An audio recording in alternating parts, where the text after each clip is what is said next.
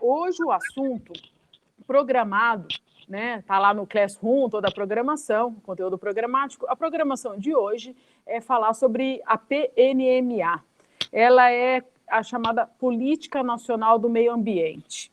Então, essa Política Nacional do Meio Ambiente, ela é de data de vigência de 1981 e ela tem uma significativa importância dentro do direito ambiental, porque é dentro da PNMA, né, que estão fixadas as normas e diretrizes gerais sobre a administração, os atos executivos, né, os atos executórios, por assim dizer, sobre a questão ambiental. Então, todo aquele ordenamento jurídico, toda aquela legislação voltada ao conteúdo ambiental, toda essa legislação ela tem que ser colocada em prática, ela tem que ser cumprida, ela tem que ser aplicada, né? Uma lei só no papel não é nada, não é significativo. Então, para que essa lei tenha eficácia, surta efeitos na vida real, né, de uma forma concreta, de uma forma eficaz, é necessário que a administração pública, que o poder público, tanto municipal, estadual e federal, e também toda a sociedade civil e demais entidades, né, que todos, de uma forma comum, de uma forma geral, possamos colocar em prática, né, aquilo que está previsto em lei. E aí vem a importância da PNMA de 1981. Ela é anterior à Constituição Federal, juntamente com a Lei de Ação Civil Pública, que é de 1985. Então, já tínhamos a existência dessas duas legislações e elas foram reafirmadas com a Constituição de 88. Então, temos essa organização de estrutura administrativa do meio ambiente em 81, a Lei de Ação Civil Pública de 85, juntamente com a Constituição Federal de 1988. A PNMA ela está dividida e organizada, né, em diversos órgãos. Dentre eles, nós vamos encontrar o CONAMA. O CONAMA é o órgão que vai elaborar as resoluções, né, a parte normativa de complemento às leis federais ambientais.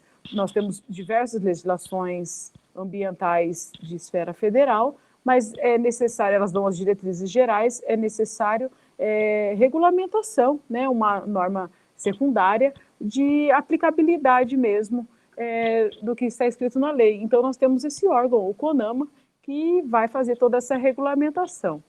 O CONAMA, a previsão, a estrutura, a formação do CONAMA, a forma de agir e tudo mais está previsto nessa PNMA.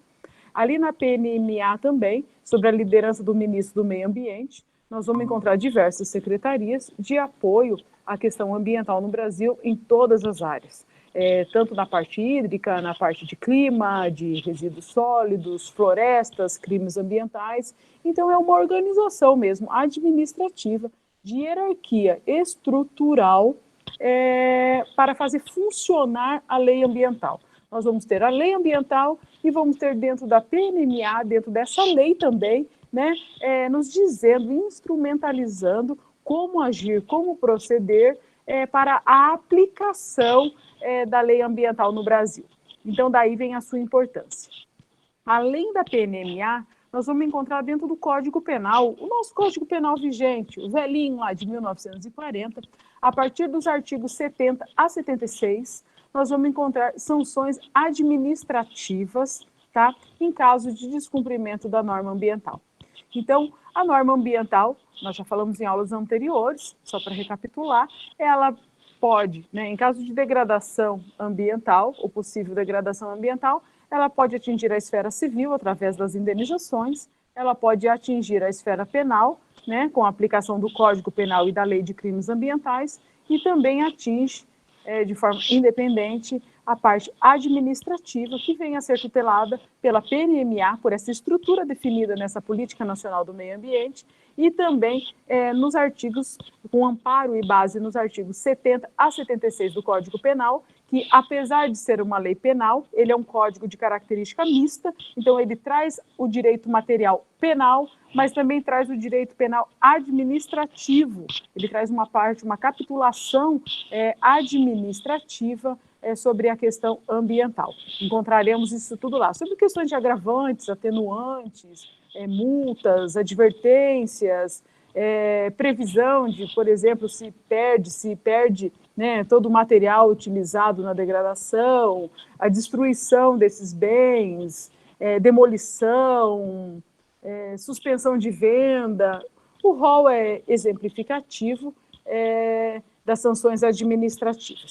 Da tutela penal não, mas da tutela administrativa sim. Então, essa é a importância da Política Nacional do Meio Ambiente.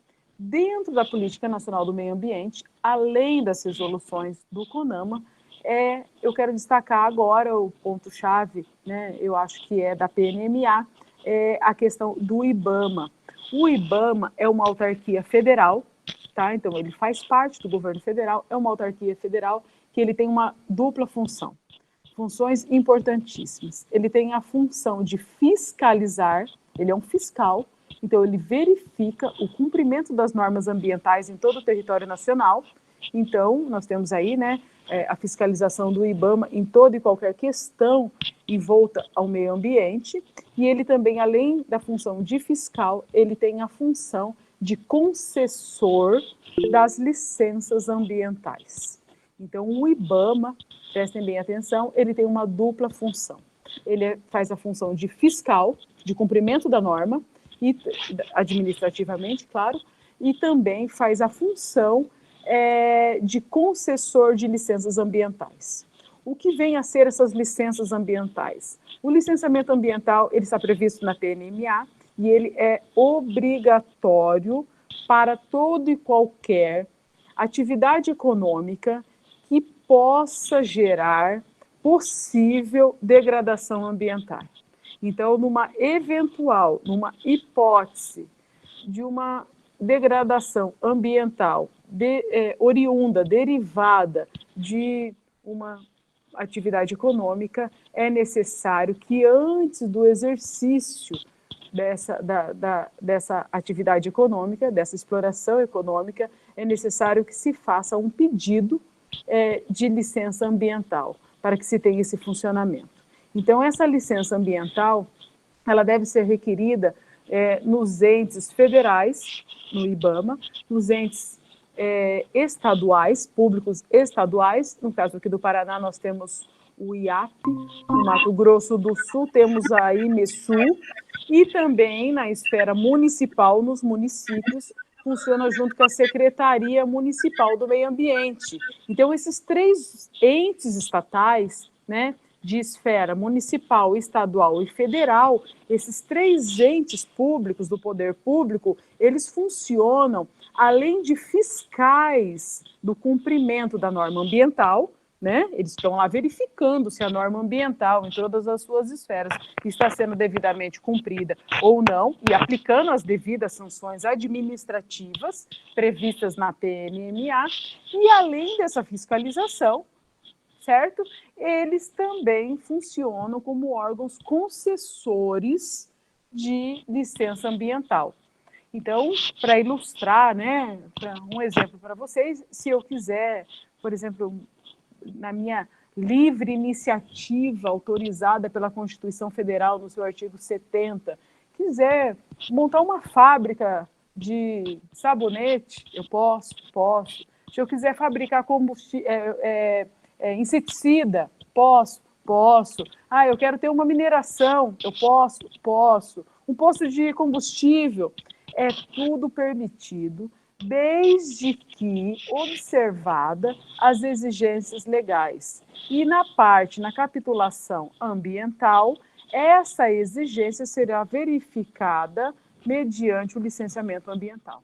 Então, qualquer atividade econômica, comercial, industrial, prestação de serviços, quero abrir um restaurante, qualquer atividade comercial, industrial, prestação de serviços, na zona rural, na zona urbana, se houver uma pequena hipótese, uma pequena chance que seja de degradação ambiental, tá? Por menor que seja, é necessário que antes de eu começar essa minha atividade, eu tenho que ir lá no órgão, no ente público, municipal, estadual ou federal, depende da minha atividade. É um comércio local aqui na minha cidade. Eu vou na Secretaria do Meio Ambiente do meu município. Não, é algo um pouco maior, que vai envolver mais de um município.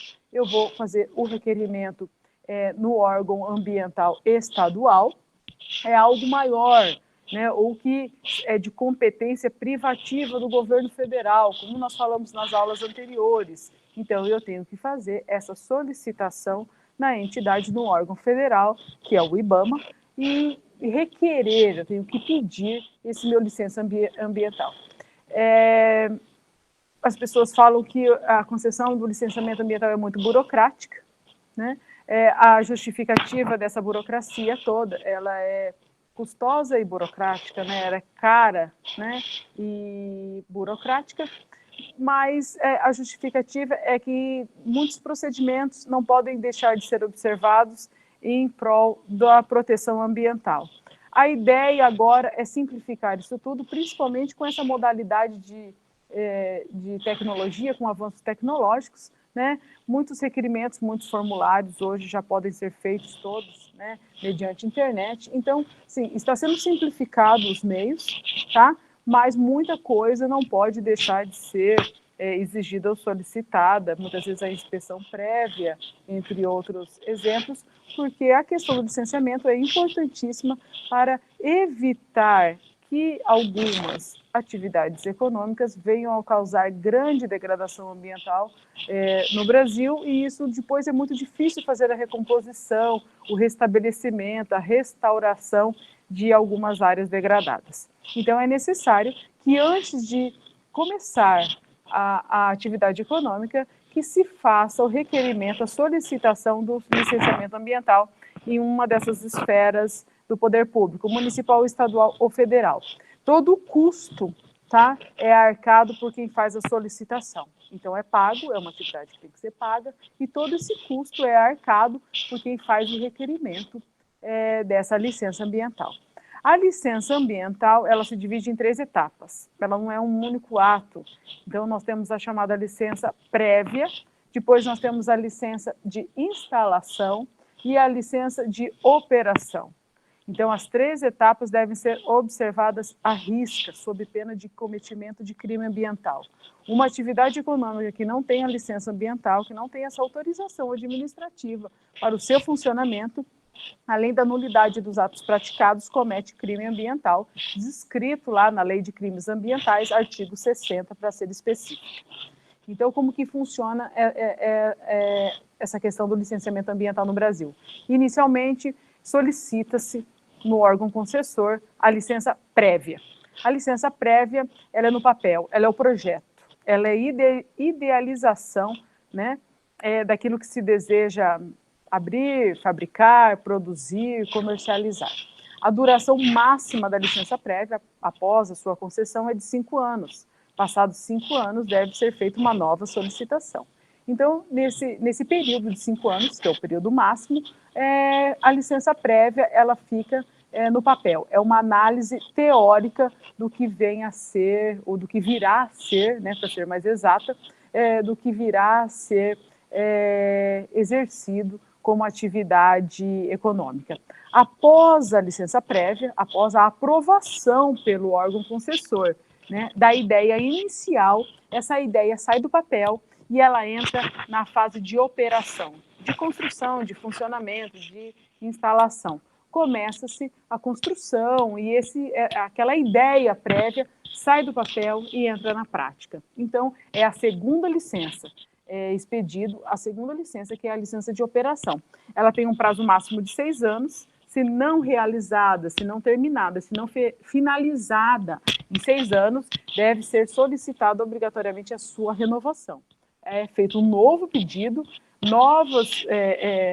uma instauração de um novo procedimento e novas verificações. Lembrando que, apesar de ser concedida a licença prévia, a licença de instalação ou de operação, se o poder público, no ato de fiscalização, né, não de concessão, mas de fiscalização, verificar o não cumprimento, eventual descumprimento de normas ambientais, a qualquer momento, mesmo concedido licença ambiental, a qualquer momento poderá haver a revogação do ato.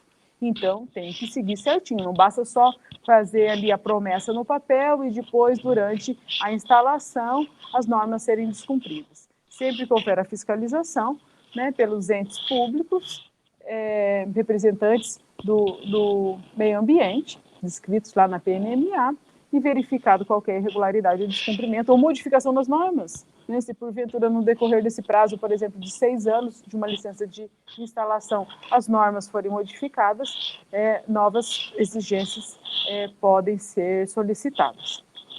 Terminada toda a fase de instalação, começa-se a terceira fase do licenciamento ambiental. A terceira fase é a chamada licença de operação. Na licença de operação tem um prazo variável, dependendo da atividade econômica que se venha a explorar, entre 4 a 10 anos, prazos máximos, né? A autorização para funcionar. Pode funcionar, está autorizado, está liberado. A rodovia está liberada, a ciclovia está liberada, né? O uso está liberado.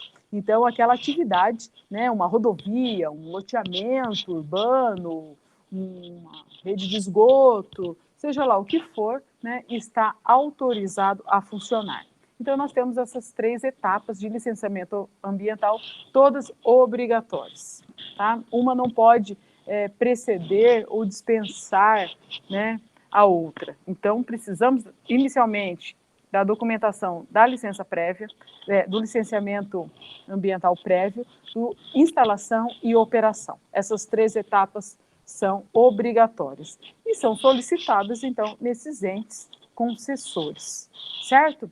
E essa fiscalização, feita pelo IBAMA na esfera federal, pelas secretarias de meio ambiente estadual e municipal, eles funcionam como fiscal de cumprimento dessas normas, né, dessas licenças, e também como órgãos concessores.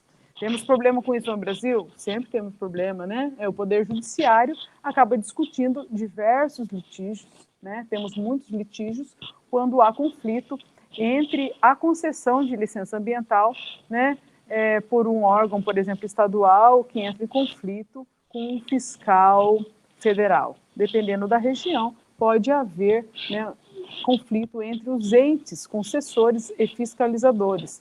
Por que isso acontece? Porque isso é uma dupla função exercida pelos mesmos órgãos, não é verdade? O próprio órgão que concede a licença ambiental, ele é o órgão fiscalizador. Então, ele pode entrar em choque, em conflito, dentro do próprio órgão concessor e fiscalizador, como nos outros órgãos de esfera municipal, estadual e federal entre si.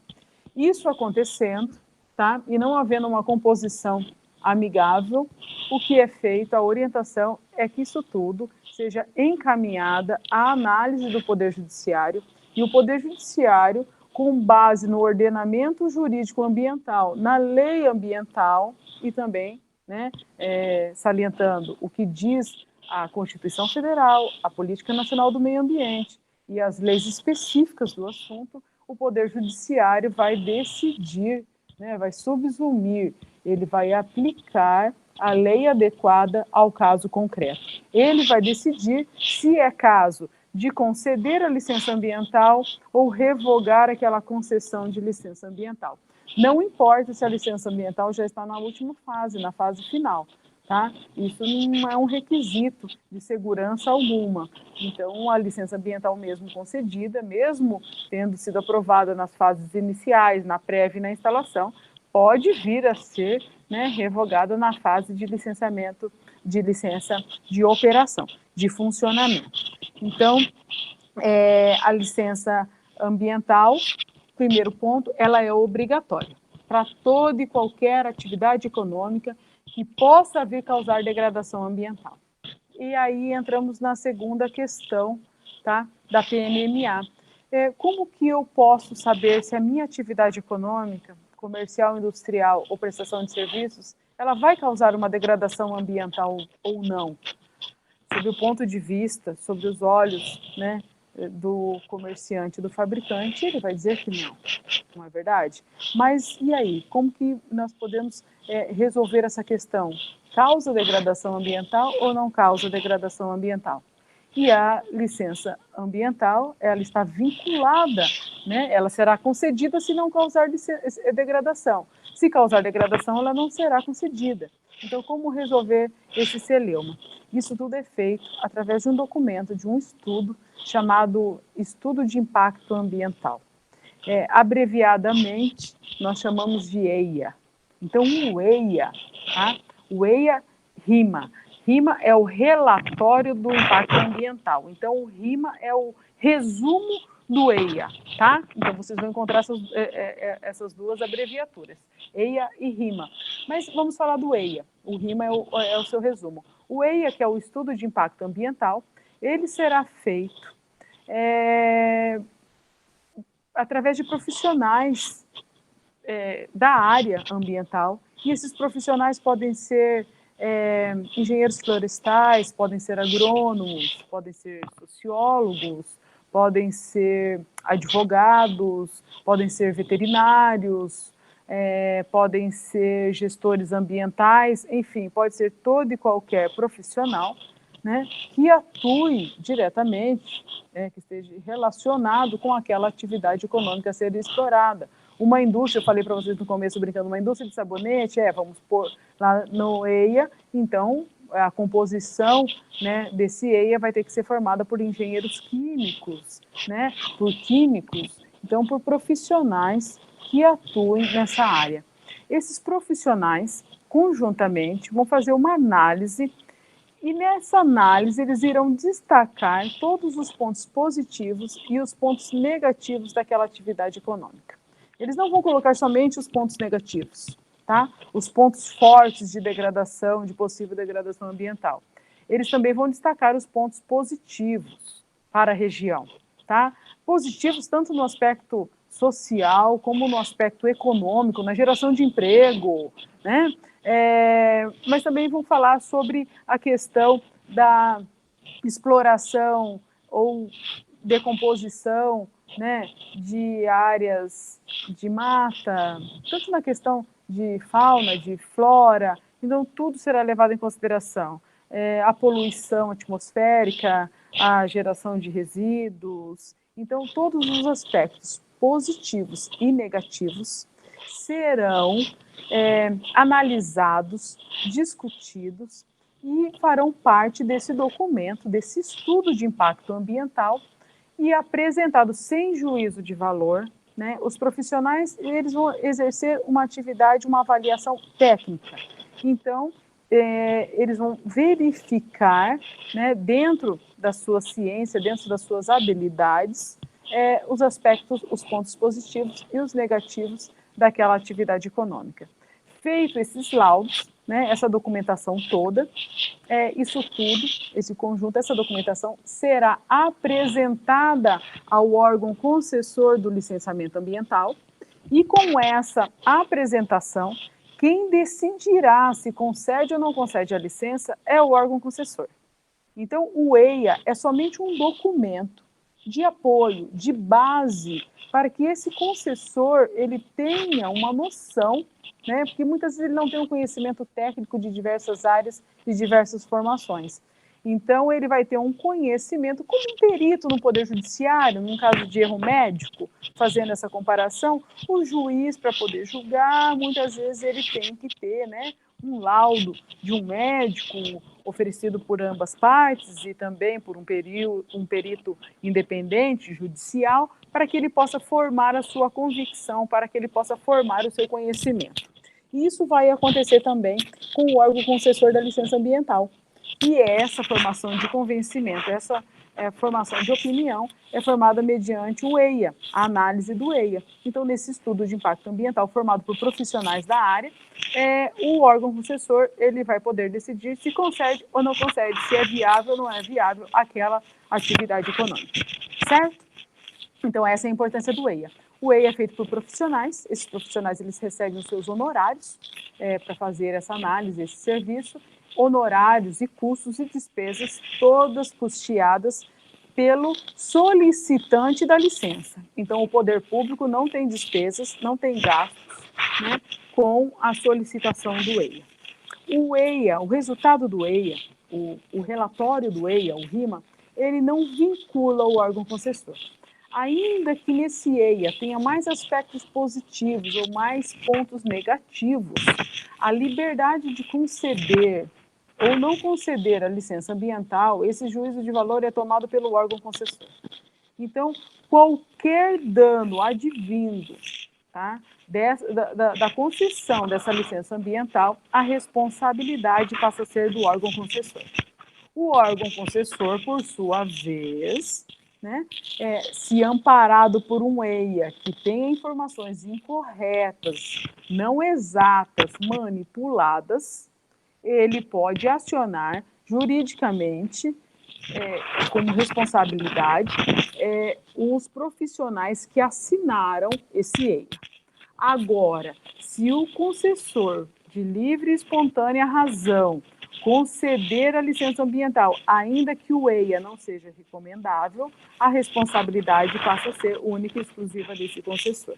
Então, é importante que se faça o EIA e é importante que esses profissionais sejam exatos e precisos em suas análises e afirmações. Até mesmo porque eles poderão vir a ser responsabilizados em caso de omissões, né, e informações incorretas que porventura vierem constar nesse EIA, tentando induzir a opinião ou o convencimento do órgão concessor. O órgão concessor é que dará a palavra final se concede ou não concede, certo? O que acontece quando uma atividade econômica ela não tem um licenciamento ambiental ou está com o licenciamento ambiental vencido, ou ela não tem todas as licenças, a prévia instalação, a operação, ou de alguma forma, resumidamente, imaginando ela esteja irregular, ela esteja fora dos padrões normativos exigidos pela legislação ambiental. O Poder Judiciário será acionado. Então, nós temos a fiscalização do IBAMA e dos próprios órgãos estaduais e municipais, mas também temos a fiscalização da norma por toda a sociedade civil, né, por todas as pessoas. Né, todas as pessoas podem fiscalizar o cumprimento das normas ambientais.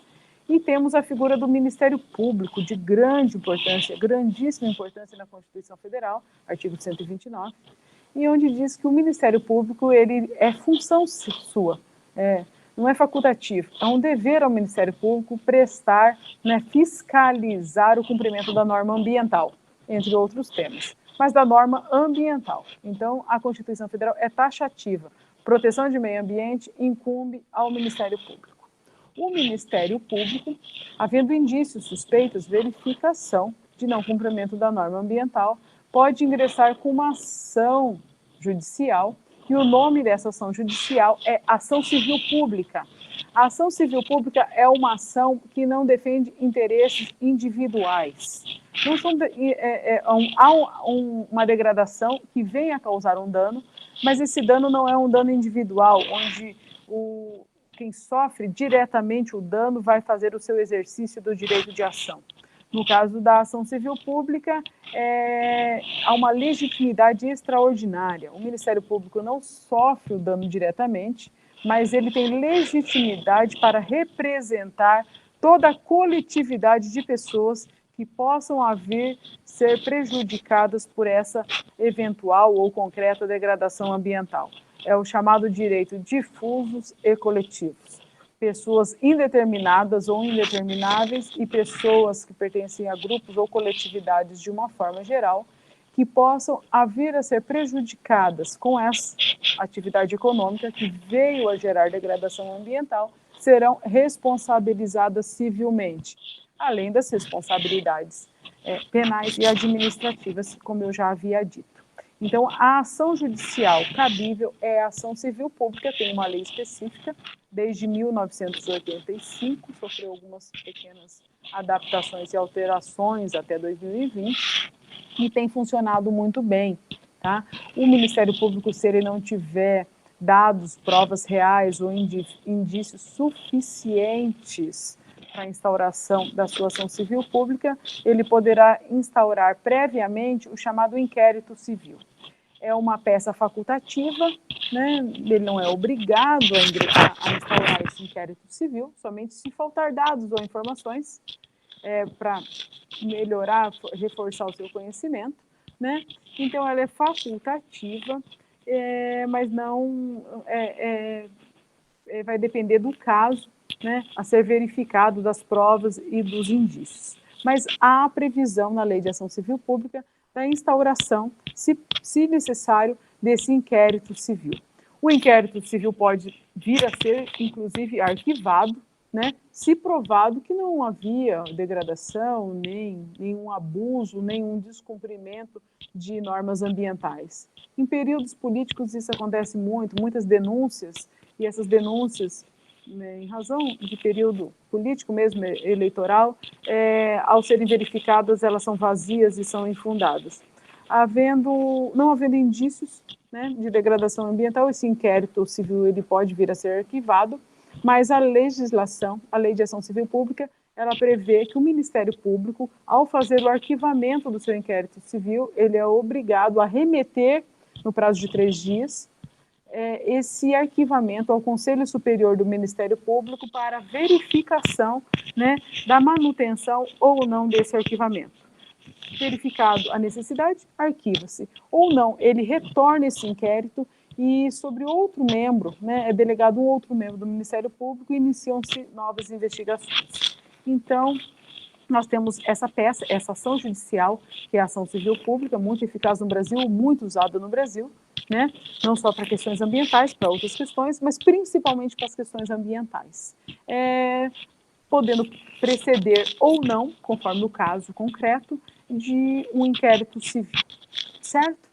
Além da ação civil pública, é importante falar aqui para vocês, ainda que de uma forma muito breve, muito rápida, que existe um outro meio, né?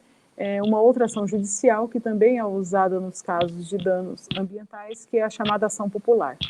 A ação popular é uma petição inicial dentro dos moldes de uma petição inicial comum, das regras do CPC comum, e possui como diferencial a isenção de custas, né, e despesas processuais. Então, isso facilita muito o acesso à justiça.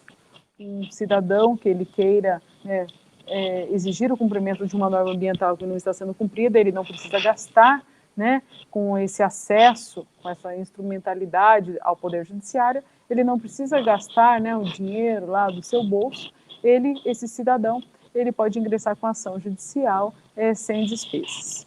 Então, essa é a ação popular.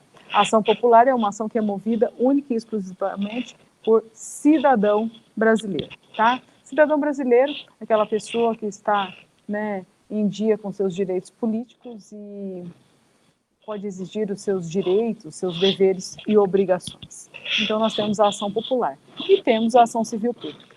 Como legitimados extraordinários para mover a ação civil pública, além do Ministério Público, nós também temos os defensores públicos, partidos políticos, sindicatos, associações civis, as ONGs, desde que instituídas no mínimo há um ano, e os entes públicos já nominados aqui, municipais, estaduais e federais. Então, todos esses entes são considerados legitimados extraordinários. Todos eles podem fazer cumprir as normas ambientais, né, na via judicial. Eu acho que eu vou encerrando por aqui, já recebi um aviso aqui, né,